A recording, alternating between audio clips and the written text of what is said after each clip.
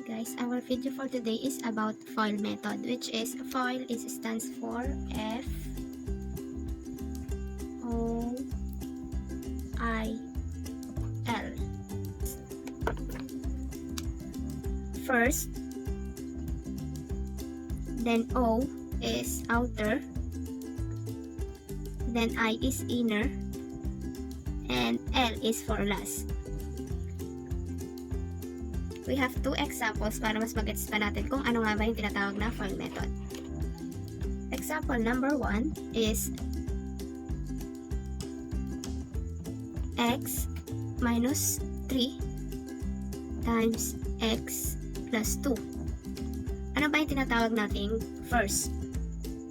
First is yung first nito na given. Ipag-multiply lang natin sila. Therefore, x times x is x squared. Then, I or O outer, which is yung first dito and yung sa dulo. Yan yung tinatawag nating outer. Since parehas silang nasa gilid or nasa labas. X times 2, 2x. Then, ano naman yung I or yung inner? Ang inner natin is yung dalawang nasa loob, which is negative 3. 3 times x is negative 3x. Next is the L, which is yung last, which is yung parehas na last na pinagmumultiply natin, which is, makikita natin yung parehas na last is negative 3 and 2. Negative 3 times positive 2. Negative 6. After that is, para makuha natin final answer is, pagko-combine na natin yung like terms. Therefore, equals x squared. Pagko-combine natin yung like terms, 2x plus negative 3x equals negative x. Then, sulat natin yung last, negative plus, which is negative 6. Yun na yung final answer. Next is example number 2. Dito naman is hindi na tayo maglilist ng FOIL since alam na natin kung saan nag-i-stance yung FOIL. 2x plus 1, another example, times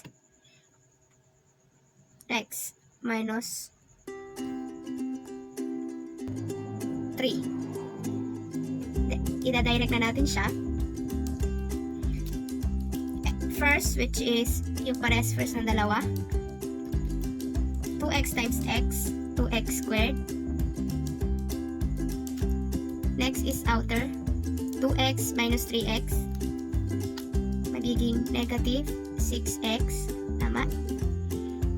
Then, next is I, inner, yung nasa pinaka loob. 1 times x equals positive x.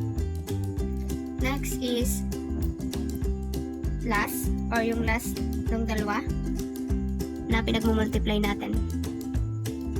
1 times negative 3 is negative 3. Then, combine na natin yung inner and outer. Therefore, is 2x squared, negative 6x plus x, negative 5x, minus 3. Ito na yung final answer.